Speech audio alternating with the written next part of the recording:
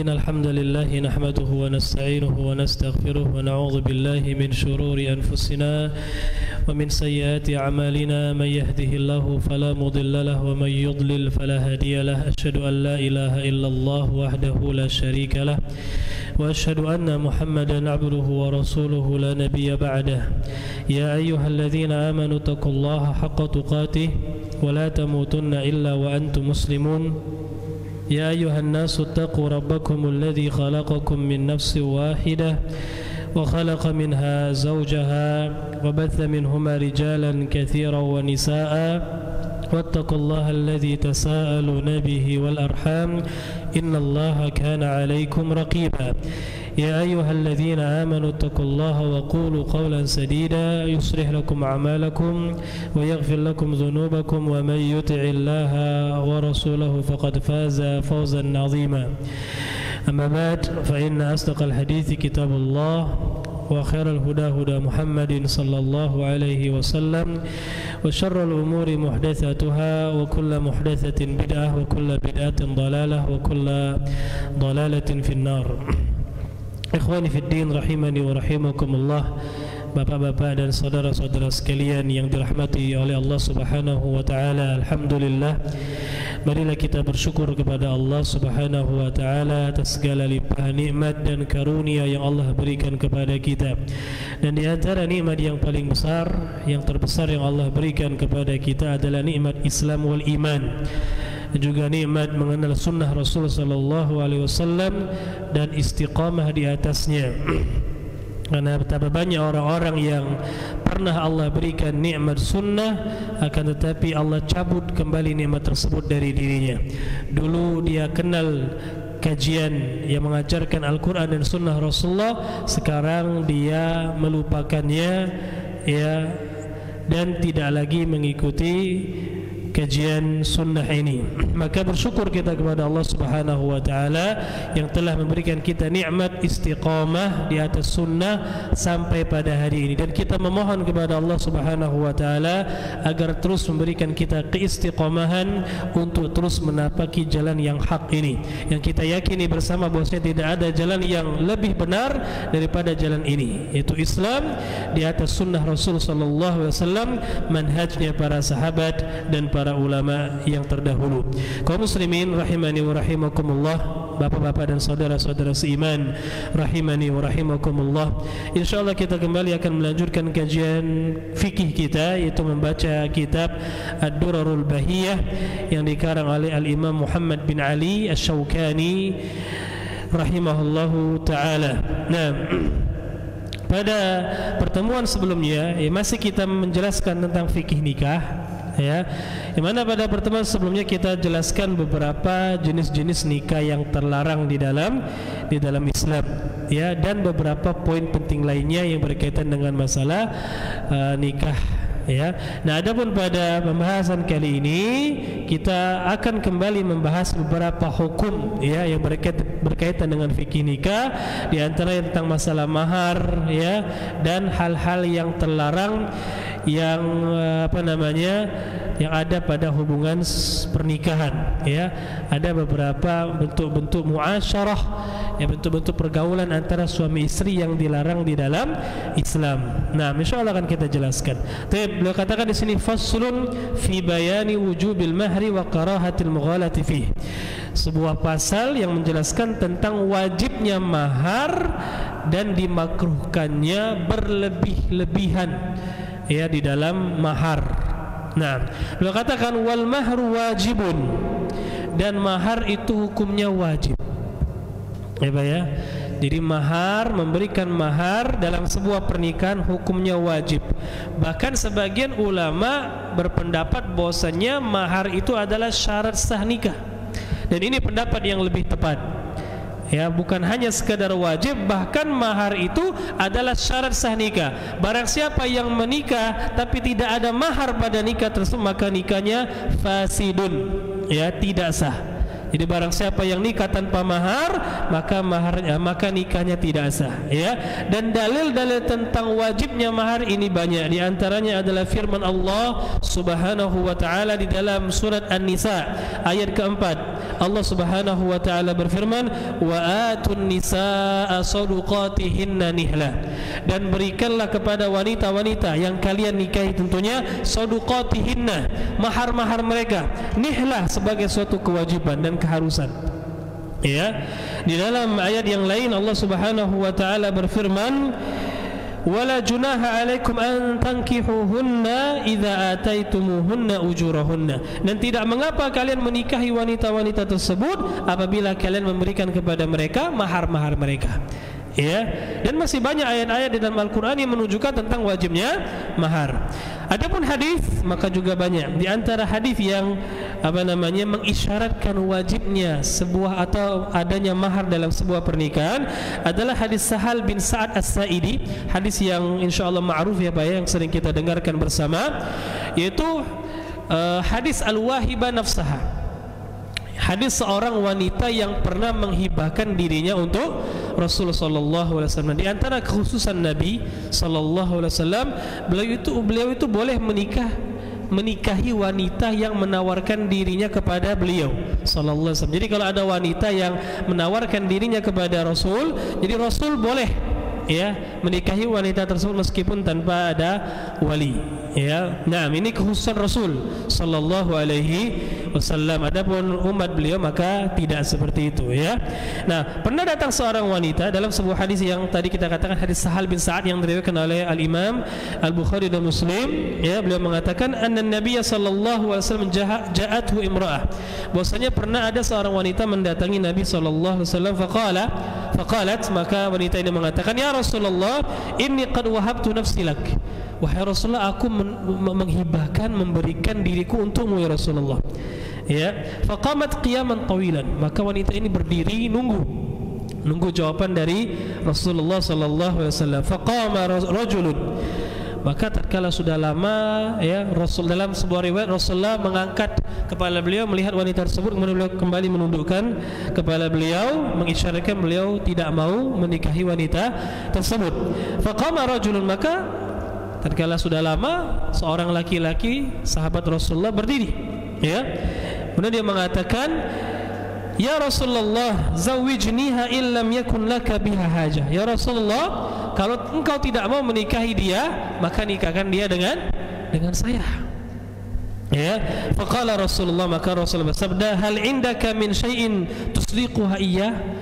Maka Rasulullah kembali bertanya kepada laki-laki tadi, "Apakah engkau punya sesuatu, ya, yang bisa engkau jadikan mahar yang engkau berikan kepada wanita tersebut?" Maka laki-laki tadi mengatakan, "Ma indi illa izari." Ya Rasulullah, aku enggak punya harta kecuali sarung yang aku pakai. Masya Allah, ya. Ada di antara kita Pak yang hartanya cuma baju satu dan celana satu, ada? Tidak ada, ya. Ini sahabat luar biasa, enggak punya harta kecuali sarung yang dia pakai. Berarti gimana dia menafkahi dirinya sehari-hari? Ya cari duit sehari habis seperti itu. Ya kalau kita ya mungkin 1 bulan bisa bertahan, cari duit untuk 1 bulan. Bahkan di antara kita ada yang hartanya bisa untuk 1 tahun, bahkan ada yang 7 tahun, bahkan mungkin ada yang lebih dari itu. Ya, ini menunjukkan nikmat yang Allah berikan kepada kita banyak sekali, maka wajib untuk kita bersyukur. Nah, sahabat ini enggak punya apa-apa kecuali sarung yang dia pakai. Maka Rasulullah berkata kepada dia lagi, "In a'taitaha izaraka jalastala izaralak." Ya, kalau antum memberikan sarungmu kepada wanita tadi, maka engkau enggak punya pakaian. Ya, selesai. Faltamis syai'an, maka Rasulullah coba cari dulu ya barang yang engkau punya yang lainnya. Kemudian dia cari, akhirnya dia mengatakan, "Ma'ajid syai'an ya Rasulullah." Enggak ketemu, enggak ada, aku enggak mendapatkan sesuatu apapun. Kata Rasulullah, "Iltamis walau khataman min hadid." Cari dulu meskipun hanya cincin besi, ya.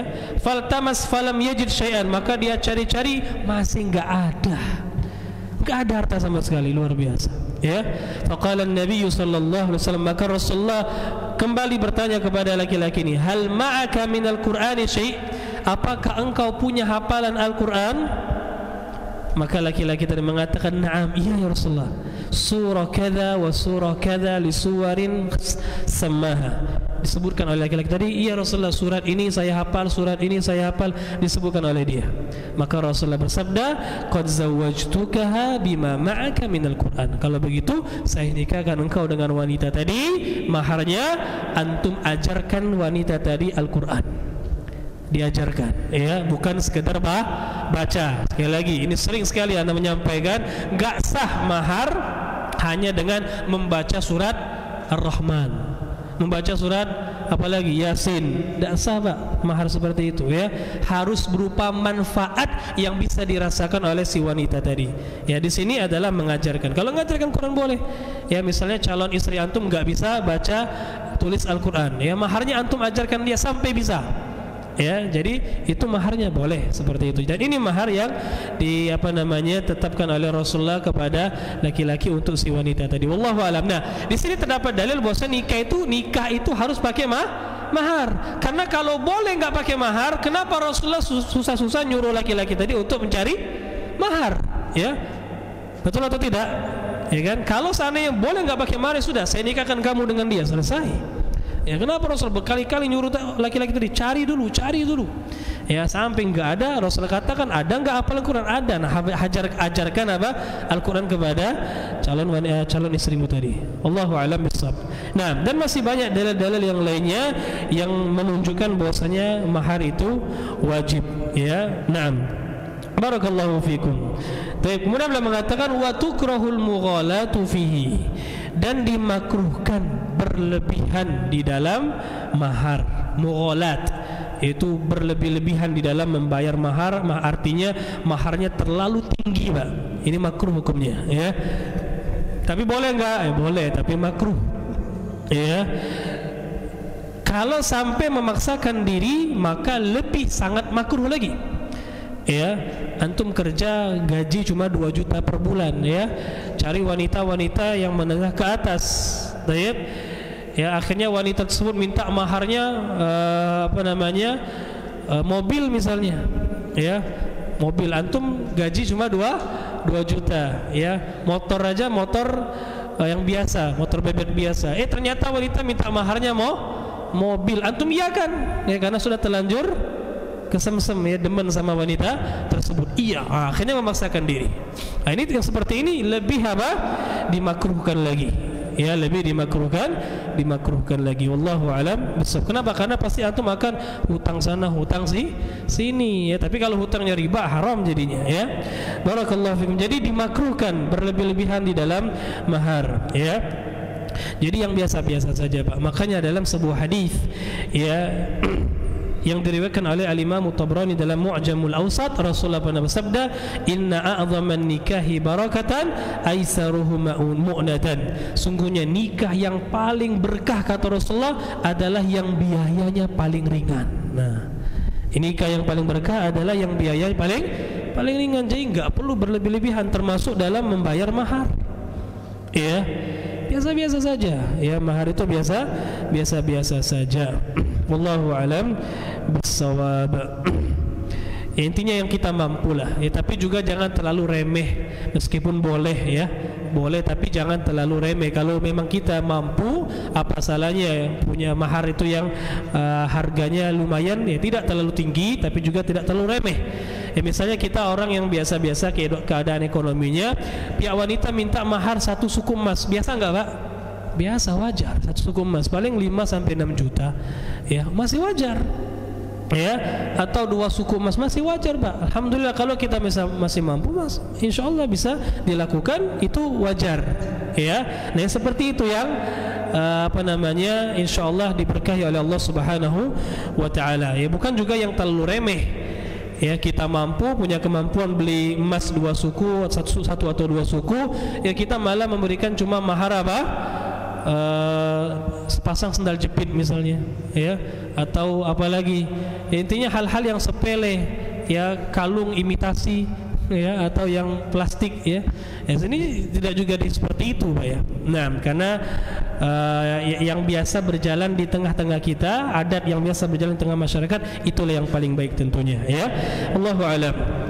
Kemudian beliau mengatakan lagi wa yasih walau khataman min hadid, dan boleh sah-sah saja mahar itu dengan hal yang sepele, boleh meskipun dengan cincin dari besi, sebagaimana hadis yang kita sebutkan tadi, boleh, ya, diperbolehkan, Mbak.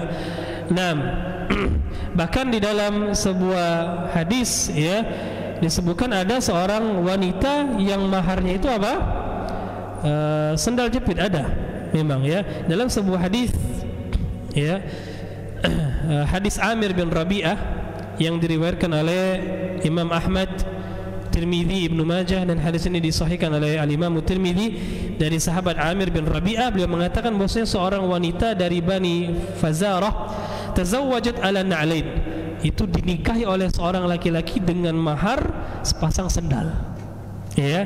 Maka Rasulullah berkata kepada wanita tadi, bertanya, ya, araditi an nafsiki wa maliki bina'lain, apakah engkau ridho, ya, untuk dirimu ini cuma dibayar 2 sendal atau sepasang sendal, ya. Maka perempuan tadi mengatakan, na'am, iya ya Rasulullah, ridho, ya.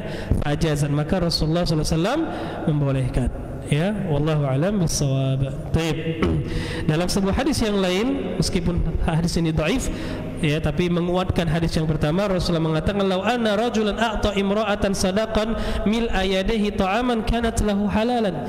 Kalau seandainya seorang menikahi wanita yang maharnya hanya sekedar apa? Satu mud makanan, beras gini misalnya, ya, maka itu boleh, halal kata Rasul. Tapi hadis ini dhaif, tapi menguatkan, ya, hadis yang pertama tadi, ya, tentang apa namanya, ya, si cincin besi tadi, itu hadis yang sahih, atau wanita tadi yang dinikahi dengan sepasang sendal jepit tadi. Wallahu a'lam bishawab. Tapi tentunya itu untuk orang-orang yang memang nggak mampu, Pak, ya. Kalau kita sekali lagi memang memiliki kemampuan, maka jangan seperti itu, ya. Yang pertengahan itu yang lebih baik. Tapi kalau memang orang tidak memiliki kemampuan kecuali hanya sekedar itu, daripada enggak nikah, takutnya dia terjatuh kepada perbuatan yang haram, maka nikah, ya. Wallahu alam bissawab. Au ta'limil Quran, atau boleh juga dengan mengajarkan Al-Quran, boleh, ya. Jadi mahar itu tidak harus dengan berupa harta yang nampak materi, boleh juga berupa manfaat, mengajarkan wanita tersebut apa? Al-Quran, ya, atau manfaat-manfaat yang lainnya, ya, diperbolehkan insyaallah. Dan sebagaimana juga sahih dalam hadis sahihain, ya, Rasulullah SAW ketika Safiyah istri beliau itu di perang Khaybar, ma'ruf, ya, itu ditawan, maka beliau ambil, ya, kemudian beliau bawa, lalu beliau merdekakan dan beliau nikahi, ya kan? Yang mana kata para ulama, maharnya itu adalah apa namanya, beliau memerdekakan Sofia, itulah maharnya. Jadi berupa manfaat, ya. Jadi maharnya itu berupa memerdekakan si budak tadi, diperbolehkan. Jadi itu manfaat, ya kan, bukan berupa harta, bukan berupa materi, tapi Rasulullah jadikan itu sebagai mahar, ya, pernikahan beliau dengan Sofia bintu Huyai radhiyallahu taala anha. Nah, beliau mengatakan lagi, kita lanjutkan, wa man tazawwaja imra'atan wa lam yusammi laha sadaqan falaha mahru nisa'iha idza dakhala biha. Nah, barang siapa yang menikahi seorang wanita, kata beliau, dan tidak menyebutkan maharnya ketika akad, ya. Nah, ini harus kita ketahui bahwasannya, sekali lagi, mahar itu wajib, mahar itu wajib, tapi menyebutkan mahar ketika akad itu tidak wajib, Pak. Artinya kalau ada sebuah pernikahan yang tidak disebutkan mahar ketika akadnya, nikahnya sah atau tidak? Sah, ya. Jadi misal ada wali menikahkan anaknya kepada laki-laki, saya nikahkan kamu dengan anak saya, ya, fulana. Cukup, enggak disebutkan maharnya. Kemudian laki-laki tadi mengatakan, saya terima nikahnya fulana, ya, sekarang, Pak, sah. Pernikahan tersebut sah. Ustaz, jadi gimana maharnya? Nah, kata beliau, barang siapa yang menikahi wanita tanpa menyebut mahar pada akad nikahnya, falaha mahrun nisaiha, maka wajib bagi laki-laki tadi untuk memberikan wanita itu mahar misal. Dinamakan dengan mahar misal. Apa itu mahar misal, Ustaz? Mahar misal itu adalah mahar yang biasa ya diberikan oleh seorang laki-laki kepada wanita. Ya, yang dilihat itu adalah adat istiadat, ya, kebiasaan. Jadi misalnya wanita ini dilihat karib kerabatnya wanita yang lain. Kalau nikah biasanya dikasih berapa maharnya? Oh, misalnya wanita ini punya ayu kakak, ya, kakaknya 2 orang, ya, ayunya 2 orang. Dulu ketika nikah maharnya apa? Oh, ternyata 1 suku emas. Nah, berarti itu juga maharnya. Itu namanya mahar misal. Ustaz, gimana kalau dia nggak punya karib kerabat wanita? Maka dilihat wanita yang ada di daerah tersebut. Dilihat wanita yang ada di daerah tersebut. Di Prabu Mule ini maharnya ma'rufnya apa? Ya emas biasanya kan. Di kita ini Sumsel ini biasanya Palembang dan sekitarnya kurang lebih ya maharnya itu emas. 1-2 suku itu biasa. Ya, 1-2 suku emas itu biasa dijadikan mahar, atau ditambah lagi seperangkat angka alat salat.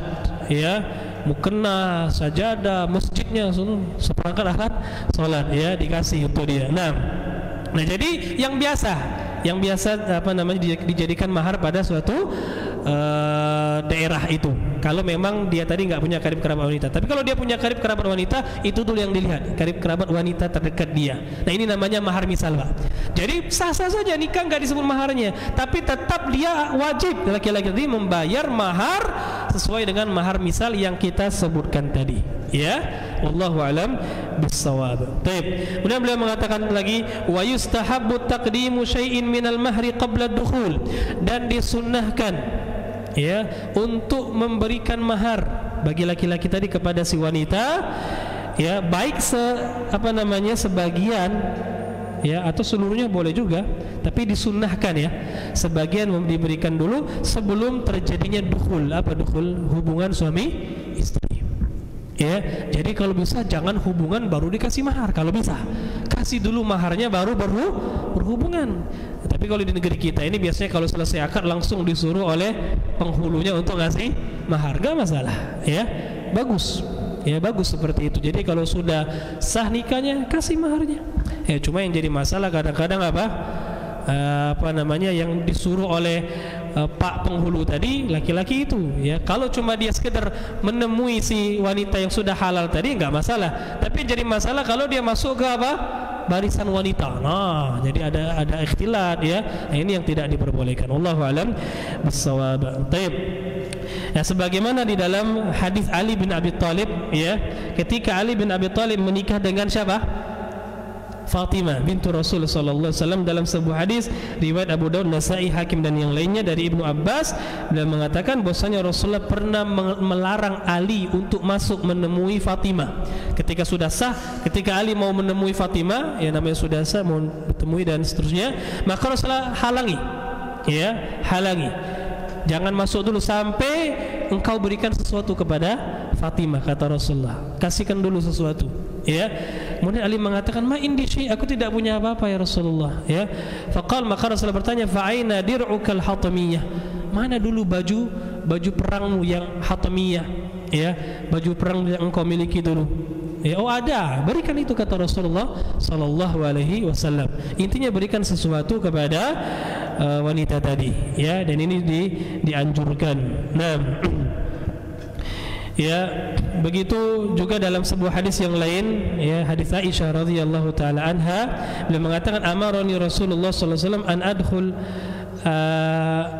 an adkhal imra'a ala zawjiha, an udkhil imra'atan ala zawjiha qabla an yutiha syai'an.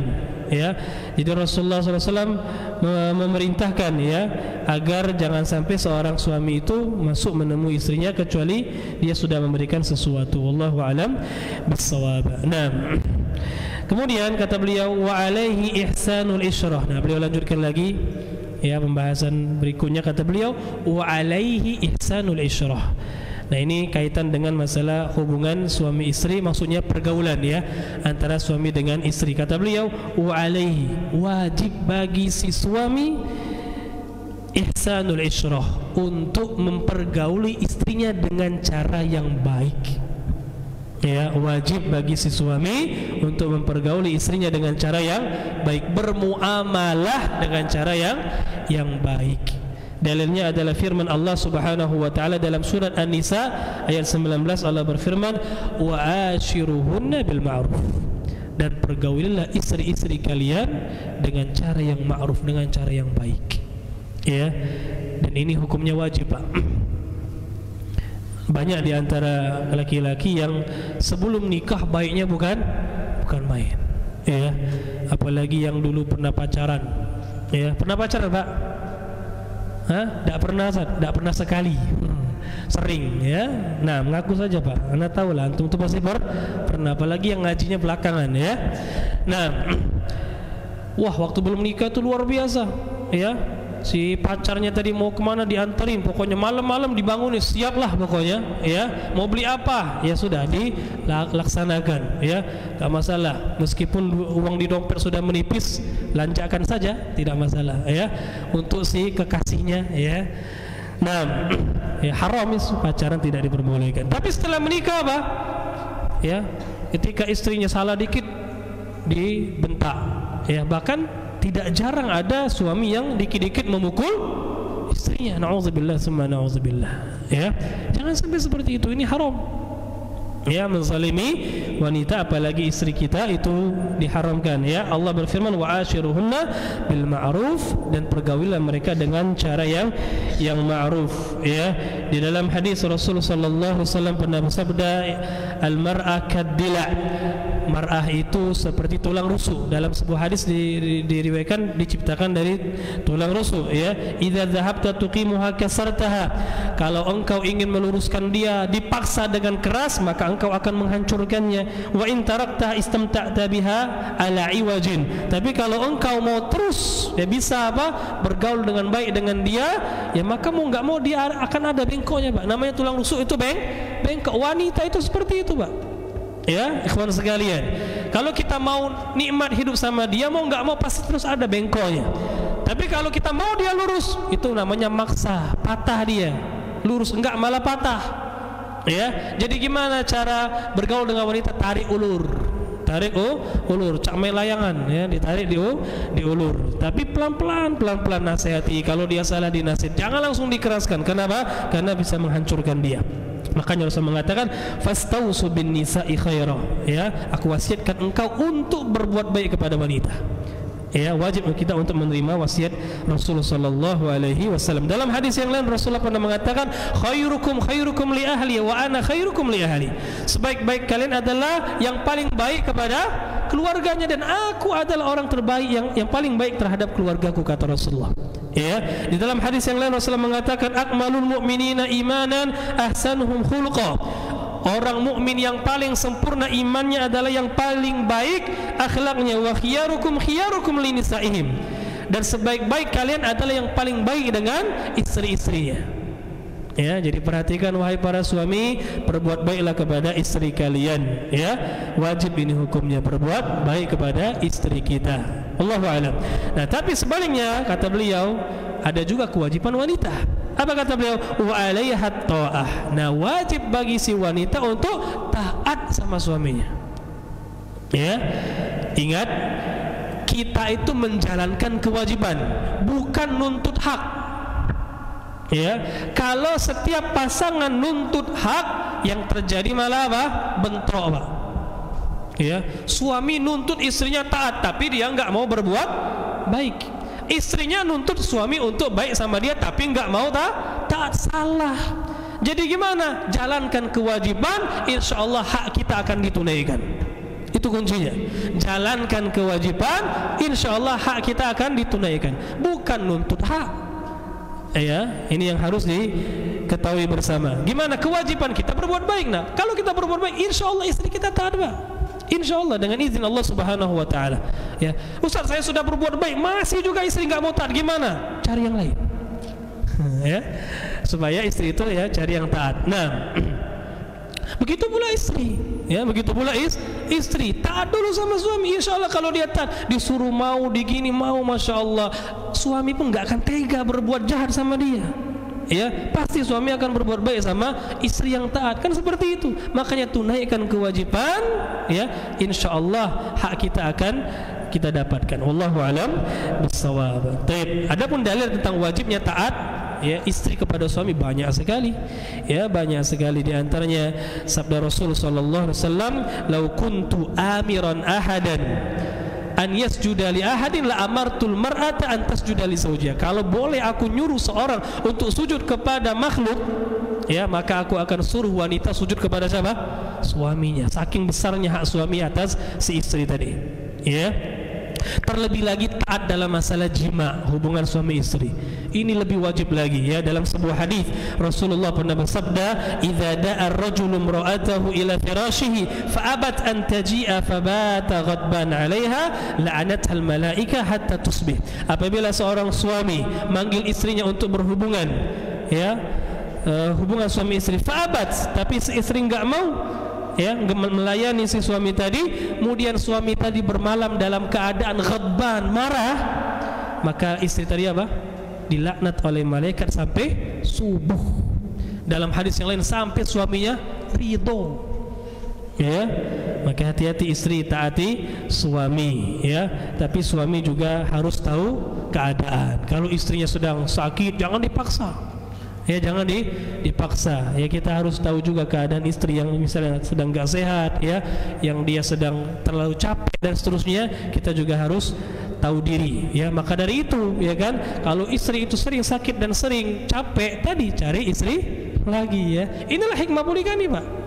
Inilah hikmah poligami. Kenapa? Karena istri itu wanita lemah, ada dia haid, ada dia nifas, ya, dia sakit, kemudian dia lemah, sering capek ngurus rumah, ya kan? Maka dari itu diperbolehkan bagi suami untuk beristri lebih dari satu, ya. Nah, senyum-senyum tuh, Kak Teno sudah senyum-senyum. Nah, insyaallah kita doakan sama-sama, mudah-mudahan nambah, amin, ya.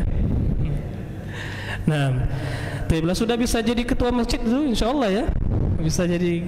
Nah, kita lanjutkan.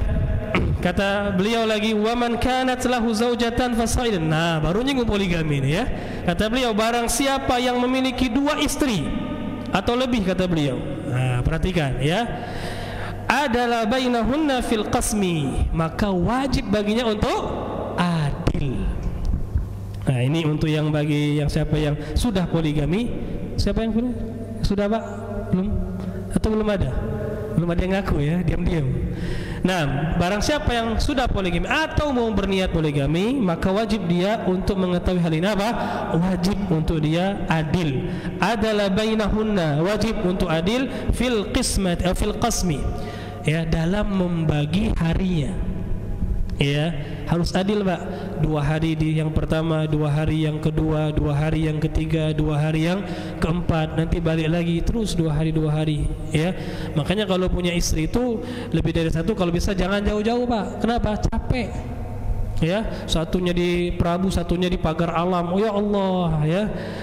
Ya, sampai sana sampai sini sudah, sampai ke sana tinggal istirahat saja, enggak sempat lagi apa?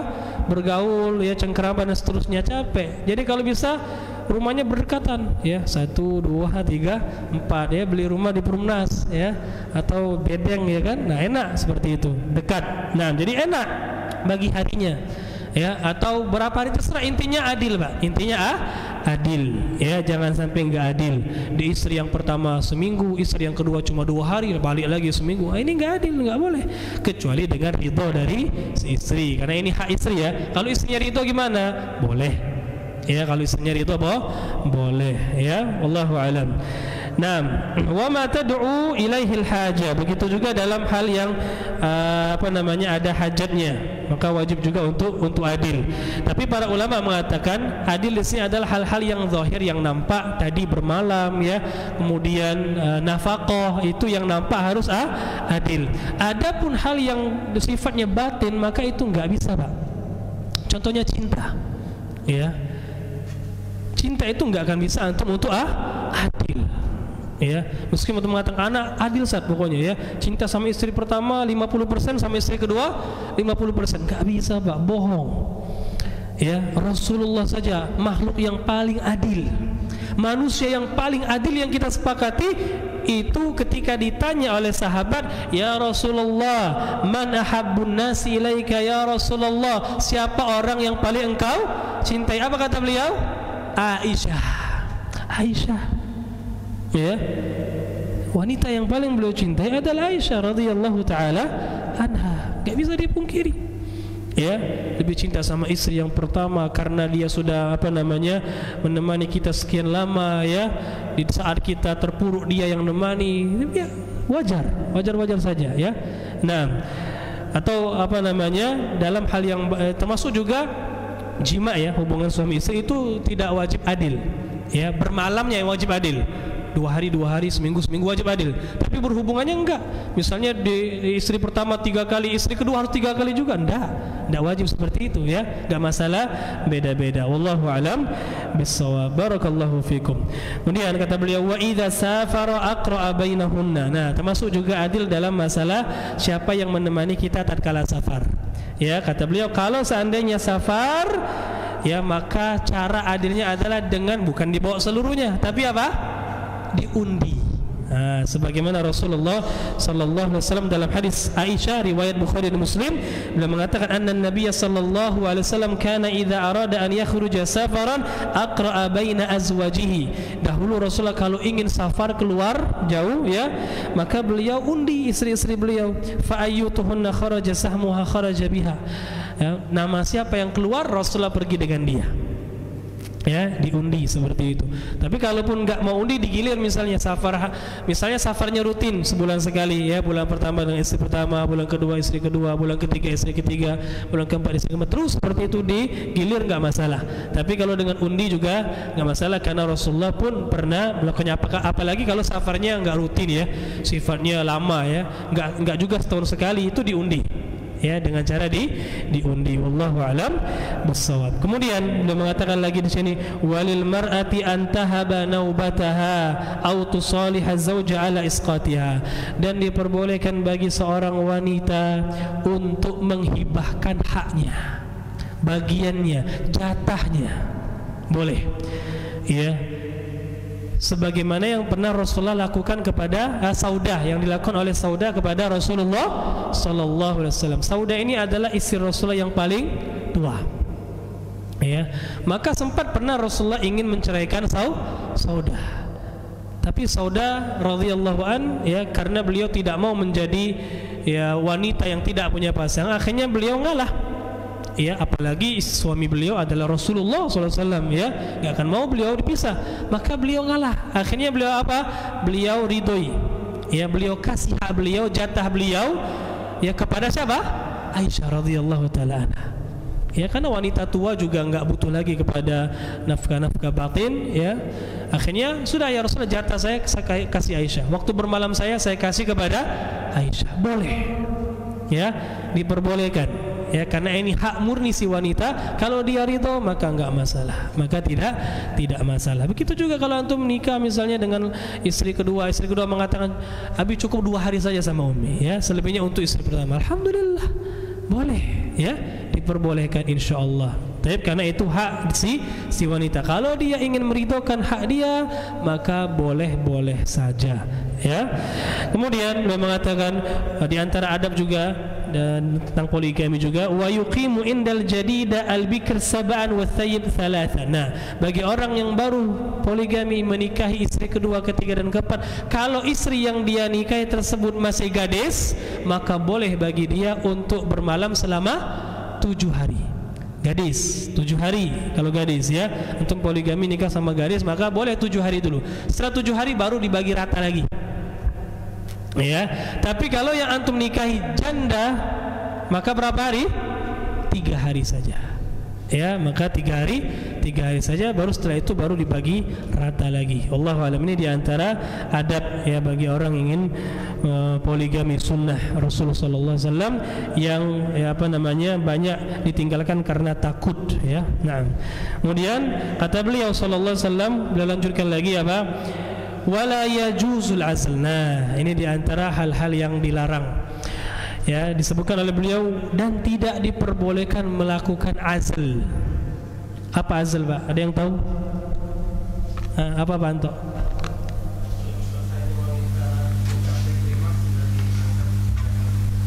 Ya. Atau bisa juga seperti itu, tapi nggak harus wanitanya belum klimaks, ya.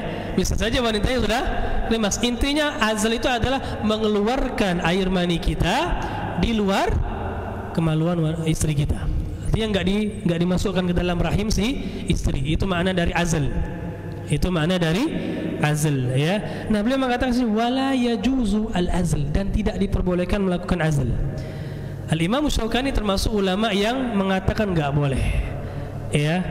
Tapi apakah pendapat ini hanya satu pendapat? Tidak tentunya, karena memang terjadi khilaf di antara para ulama ya tentang hukum azal. Ya, ulama berbeda pendapat tentang hukum azal. Ada 3 pendapat. Ya, 3 atau 4 pendapat. Pendapat pertama mengatakan yajuz al-azl, boleh azal itu. Ya. Tapi ada syaratnya. Ya, syarat dan ketentuan berlaku di sini. Apa? Kata mereka harus dengan izin dari istri antum. Boleh azal tapi syaratnya dengan izin dari si istri. Ya, karena hak untuk menikmati hubungan ataupun memiliki anak itu hak suami istri, bukan salah seorang dari keduanya, ya, tapi kedua-duanya. Jadi harus dengan izin. Ini mazhab siapa? Ini mazhabnya imam yang 3. Ya, Abu Hanifah, Malik dan Ahmad. Ya, mazhab Hanafi, Maliki dan Hambali. Mereka mengatakan boleh azal, tapi syaratnya minta izin dari si istri. Ya, nah. Pendapat kedua, boleh azal tanpa syarat, mutlaqan. Ya, boleh-boleh saja, nggak masalah. Mau istri izinkan, mau enggak, terserah, boleh. Ya, dan ini pendapat mazhab Syafi'i. Karena dalam mazhab Syafi'i apa? Wanita itu enggak punya hak dalam masalah jima. Ya, itu laki-laki saja. Ya, seperti itu. Tapi ini tidak dibenarkan, ya. Allahu a'lam bissawab. Naam. Kemudian pendapat ketiga, hukumnya haram. Azl itu hukumnya haram secara mutlak, baik dengan izin istri atau tidak dengan izin si istri. Ya. Karena dalam sebuah hadis ketika Rasul ditanya tentang azal, Rasulullah mengatakan apa? Dzalikal wa'dul khafi. Itu seperti membunuh anak secara samar-samar. Al-wa'du itu artinya mengubur anak hidup-hidup. Al-khafi itu artinya tersembunyi, samar-samar. Rasulullah seakan-akan mengatakan itu seperti itu, enggak boleh. Ya. Nah, ini pendapat Ibnu Hazm. Haram. Ya. Allahu a'lam. Pendapat yang keempat, ada sebagian ulama yang berpendapat hukumnya makruh. Hukumnya makruh. Ya, dimakruhkan, tidak sampai haram. Wallahu alam bissawab. Barakallahu fikum. Kalau kita melihat dalil-dalil yang ada, ya, maka pendapat yang lebih tepat insyaallah pendapat yang pertama. Ya, pendapat yang pertama. Jadi hukum azal itu, ya, dan ditambah lagi dengan syarat apa? Selain dengan izin istri, tidak ada apa? Tidak ada niatan-niatan yang buruk. Misalnya niat nggak mau punya anak, niat yang buruk-buruk, suudzon kepada Allah Subhanahu wa taala. Bahkan bisa jadi kalau niatnya seperti itu bisa jadi haram, ya, bukan hanya sekedar makruh, bisa jadi haram, ya. Maka boleh asal tidak ada niat seperti ini. Tidak ada niat takut punya anak. Kalau punya anak takut nggak bisa dikasih nafkah dan seterusnya. Ada sebagian orang seperti itu kan, Pak, melakukan azal dia KB, ya. Nah, kan azal ini diantara salah satu wasilah cara untuk KB, ya kan. Nah, kalau niatnya nggak mau punya anak karena takut nggak bisa menafkahi, haram hukumnya. Ya, Allahu alam bissawab. Barakallahu fikum. Dan dikiaskan kepada azal ini adalah menggunakan kondom. Hukumnya sama. Ya, karena sama-sama spermanya nggak masuk ke dalam rahim si wanita. Sama, ya. Boleh nggak? Boleh dengan syarat tadi. Yang pertama, izin istri. Yang kedua, tidak boleh ada keyakinan atau tidak boleh suuzon, ya. Tidak mau punya anak karena takut nggak bisa menafkahinya. Ini tidak diperbolehkan, ya. Ustaz, kita niatnya cuma untuk mengatur jarak, ya, nggak masalah. Kalau cuma untuk mengatur jarak, maka dari sinilah dibangun di atasnya hukum KB tadi, Pak. Karena di antara ikhwan kita yang ngaji sudah lama berkeyakinan KB itu haram secara mutlak, ya. Atau anak di sini ada enggak di antara antum yang meyakini KB itu haram secara mutlak? Enggak benar. Ya, tidak haram secara mutlak. Dilihat dulu apa alasan, apa sebabnya seorang itu KB dan wasilah apa yang digunakan. Nah, ini. Jadi dua hal yang dilihat, apa sebabnya, apa alasannya, yang kedua apa wasilah yang dia gunakan untuk KB. Kalau alasannya benar, sebabnya boleh-boleh saja, kemudian cara yang digunakan juga halal, enggak masalah. Contoh niat dia KB adalah untuk cuma ngasih jarak saja, Pak, agar tidak terlalu capek si istri, boleh enggak? Boleh. Ya, karena kalau terlalu dekat baru setahun sudah hamil lagi, istrinya Pak rengka. Ya, sarah dia. Ya, jangan juga kita zalim sama istri kita. Kita ini kadang-kadang bisanya apa? Buat anak, setelah itu kita keluar, istri yang sibuk. Ya, akhirnya mau berdandan untuk antum enggak sempat. Ya, ketika lihat istri kusam, ya kusut, akhirnya mau poligami. Nah, ini kan enggak benar. Padahal salah antum juga, ya. Salah antum juga yang enggak bisa ngatur. Coba enggak masalah diatur. Ya, asal kecuali antum memang yakin bisa mendidik, ya. Dalam artian enggak bisa antum langsung, tapi antum punya harta. Tenang Ustaz, insya Allah setiap punya anak akan tambah pembantu satu. Wah, nggak masalah, istri juga senang dibantu seperti itu, ya. Nah, jadi nggak masalah kalau alasan seperti itu, boleh. Dan caranya pun diperbolehkan, ya, dengan cara-cara KB yang diperbolehkan, misalnya azl, pakai kondom, minum pil KB, ya, itu boleh. Apalagi KB itu dengan susu tahu susu ya, Pak? Implan apa namanya, ya. Kemudian juga dengan suntik, itu hal-hal boleh masih insyaallah, karena tidak ada yang melanggar syar'i, ya. Adapun wallahu alam apa namanya itu yang dimasukkan ke dalam spiral, wallahu alam ulama berbeda pendapat. Kalau saya lebih berpendapat enggak boleh kalau spiral. Kenapa? Karena buka aurat. Ya, sedangkan untuk paham bahwasanya enggak boleh wanita melihat aurat wanita lain, tidak diperbolehkan spiral karena melihat aurat. Ya, Rasulullah bersabda, la tanzurul mar'a ila auratil mar'ah, tidak boleh seorang wanita melihat aurat wanita lainnya. Istri antum akhirnya buka aurat, tidak diperbolehkan kecuali untuk darurat, kalau berobat. Sedangkan KB itu bukan darurat bukan? Enggak, cuma sekedar boleh, enggak dianjurkan, boleh. Apalagi sampai wajib, nggak ada, kecuali ya dalam hal-hal darurat maka boleh. Kalau nggak KB, kata dokter yang ahli, kalau nggak KB Pak, kalau langsung hamil lagi istri Bapak bisa meninggal. Sudah, mau gimana lagi, darurat. Meskipun spiral nggak masalah, ya. Tapi kalau tidak darurat, cuma sekitar mubah, nggak boleh pakai yang seperti itu. Yang mubah saja. Tadi sudah kita sebutkan, ada implan, ada suntik, ada pakai kondom, alat kontrasepsi, ataupun minum pil KB dan seterusnya, ya. Allahu a'lam bissawab. Barakallahu fikum. Kita lanjutkan insyaallah, masih ada satu pembahasan lagi kita bahas setelah azan. Silakan azan.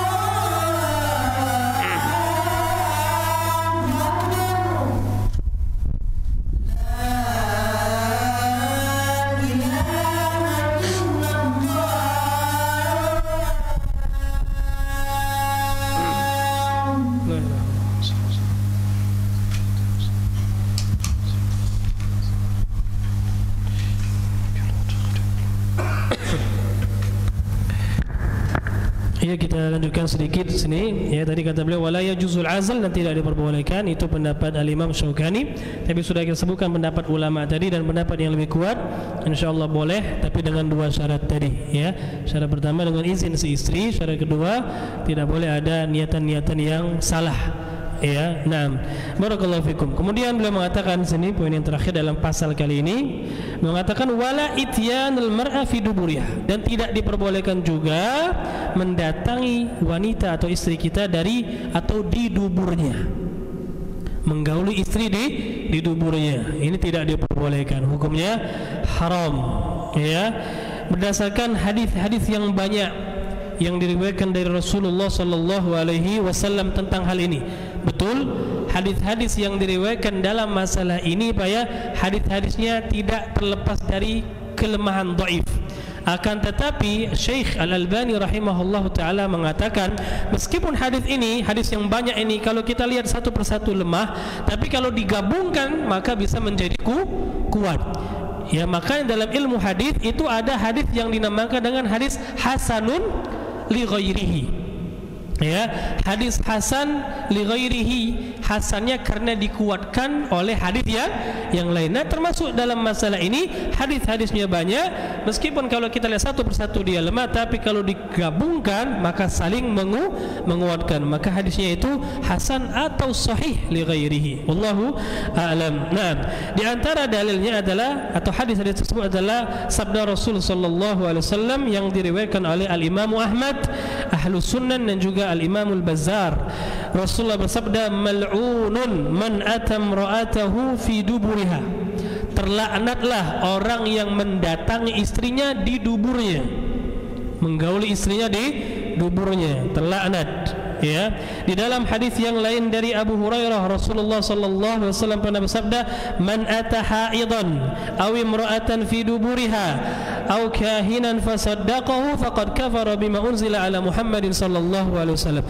Barang siapa yang mendatangi istrinya yang sedang haid, menggauli istrinya sedang haid, atau menggauli istrinya di duburnya, atau mendatangi dukun dan dia benarkan perkataan dukun tersebut, maka dia telah kufur terhadap apa yang diturunkan Allah kepada Nabi Muhammad sallallahu alaihi wasallam. Hati-hati ya. Dalam hadis yang lain ya dari Khuzaimah ibn Thabit, beliau mengatakan bahwasanya Rasulullah SAW melarang seorang laki-laki untuk menggauli istrinya di duburnya. Ya, dalam riwayat yang lain Rasulullah bersabda, la ta'tun nisa fi ajazihinna, janganlah kalian mendatangi istri-istri kalian dari dubur mereka. Ya, di dalam lafaz yang lain Rasulullah mengatakan, alladzi ya'ti imra'atahu fi duburiha hiya lutiyah sughra. Barang siapa yang mendatangi istrinya di duburnya, menggauli istrinya di duburnya, maka itu adalah perbuatan kecil seperti perbuatan kaum Nabi Lut. Ya. Kenapa? Karena kaum Nabi Lut itu dia menggauli siapa, Pak? Laki-laki. Laki-laki itu di mana? Apa namanya? Digaulinya? Di duburnya. Ya kan? Nah, kalau orang menggauli istrinya di duburnya, artinya dia menyerupai kaum Nabi Lut dalam hal itu. Na'udzubillah summa na'udzubillah. Ya. Nah, jadi kalau kita lihat dalilnya itu menunjukkan bahwa perbuatan ini dosa besar. Perbuatan ini dosa besar, ya. Dan haramnya menggauli istri di duburnya ini pendapat mayoritas ulama. Ya, bahkan sebagian ulama menukilkan ijma' dalam masalah ini. Meskipun saya tidak sepakat ijma' karena memang ada riwayat-riwayat dari beberapa ulama yang membolehkan, tapi ini pendapat yang jelas-jelas marjuh, Pak. Tidak kuat, sangat lemah. Kenapa? Karena dalil-dalil yang banyak sudah kita sebutkan tadi, ditambah lagi dalil fitrah. Secara fitrah dubur itu tempat apa? Tempat buang kotoran. Kan nggak masuk akal kalau ada seorang yang mau melakukan hal seperti itu. Maka ini hal-hal kotor, ya, perbuatan-perbuatan kotor, tidak dilakukan oleh orang-orang yang bersih, orang berakal, apalagi orang beriman. Ya, sangat jauh orang-orang beriman dari melakukan perbuatan-perbuatan semacam ini. Wallahu a'lam bissawab. Barakallahu fikum. Insyaallah sampai sini dulu ya pertemuan kita pada hari ini. Mudah-mudahan bermanfaat. Banyak poin-poin yang kita jelaskan pada hari ini. Insyaallah masih kita lanjutkan penjelasan tentang masalah kitab nikah. Masih ada satu pasal lagi. Setelah itu akan berpindah ke pembahasan kitab tolak tentang masalah talak insyaallah. Wallahu a'lam. Silakan kalau ada pertanyaan. Silakan.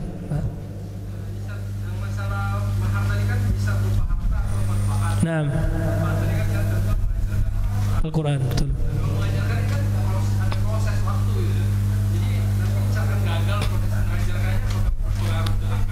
Tidak ya, karena yang penting dia sudah melaksanakan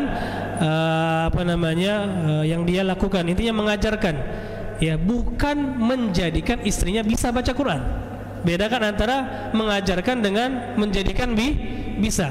Jadi akad tadi adalah mengajarkan Al-Quran. Ya, makanya jangan sampai ada bunyi mengajarkan Al-Quran sampai bisa. Nah, kalau bisa ini kan panjang atau bisa jadi itu urusan Allah. Allah yang memberikan taufik kepada seorang bisa atau tidaknya. Jadi cukup maharnya mengajarkan Al-Quran. Ya, mengajarkan Al-Quran. Intinya kalau dia sudah mengajarkan cukup seperti itu. Nah, tetapi apa batasan mengajarkan? Wallahu a'lam bishawab. Ya sekarang secara uruf ya sudah cukup dikatakan mengajarkan meskipun cuma satu kali. Ya, sudah cukup. Ya, tidak harus sampai bisa tadi ya. Yang penting kita sudah mengajarkan. Ya cukup, artinya sudah kita melaksanakan kewajiban kita ya untuk menjalankan mahar tadi. Wallahu a'lam bishawab. Barakallahu fikum. Intinya nikahnya sah ketika dia sudah bermahar seperti itu dan dia sudah mengajarkan istrinya tadi untuk membaca Al-Quran seperti itu ya. Tapi kalau jelas nanti ketika nikah kan ada kewajiban lain ya, bukan hanya sekedar membayar mahar. Betul, maharnya hanya cukup mengajarkan Al-Quran meskipun dia nggak bisa, tapi ada kewajiban lain. Suami wajib mendidik istrinya untuk bisa agama, termasuk baca Al-Quran. Nah, akan ada proses lain di situ. Jadi kewajiban bukan hanya bayar mahar, tapi maharnya cukup dengan mengajarkan meskipun istrinya belum tentu bisa ya. Tapi ada kewajiban lain, mendidik istri kita untuk paham agama, termasuk bisa baca tulis Al-Quran. Wallahu a'lam bishawab. Nah, masih ada pertanyaan? Tidak ada? Kalau tidak ada, kita cukup sampai di sini. Mudah-mudahan yang kita sampaikan ini bermanfaat. Lebih dan kurangnya saya mohon maaf, kepada Allah saya mohon ampun. Kita tutup dengan doa kafaratul majlis. Subhanakallahumma bihamdika asyhadu an la ilaha illa anta astaghfiruka wa atubu ilaik. Assalamualaikum warahmatullahi wabarakatuh.